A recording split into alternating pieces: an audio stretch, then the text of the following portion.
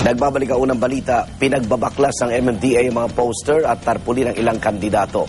Karamihan dito, pagbati raw sa pista. Darito ang report ni Steve Dailisan.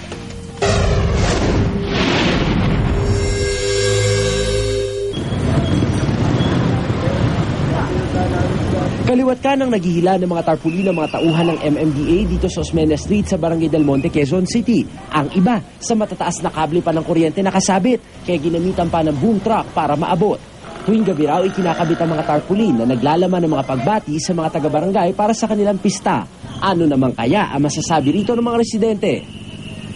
Kahit walang nakabandera ng mga pangalan ng ano dyan, kung ibubuto sila ng tao. Oo, bahay-bahay. Para okay pa, di ba?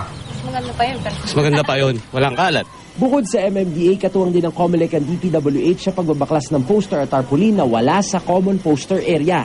Hindi naman daw sakop ng Operation Baklas ang mga nasa pribadong lugar, tulad ng bahay o tindahan, pero pwede itong ireklamo kung ikinabit ng walang pahintulot. Hindi po naman tinatarget ang particular na politiko o kahit sino pa man, dahil hindi lang po yung mga political ads ang tinatanggal namin, pati na po yung mga advertisements. Sandaling oras pa lamang nag-ikot ang MMDA sa bahagi ito ng Quezon City, pero kita niyo naman halos mapuno na itong kanilang mga truck ng mga tinaguriang EPAL posters. Patunay daw ito ayon sa MMDA na sa kabila ng malinaw na direktiba laban sa pagkakabit ng mga tarpaulin at posters sa illegal na lugar, napakarami pa rin mga nag-aambisyong maging leader ang hindi makasunod sa simpleng patakaran.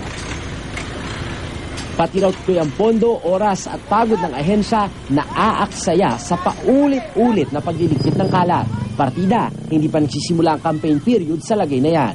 Ang mga binaklas, itatambak muna sa ilalim ng Ortigas flyover at posibleng ipamahagi sa mga livelihood organization para ma-recycle at mapakinabangan. Para sa unang balita, Steve Dailisan reporting.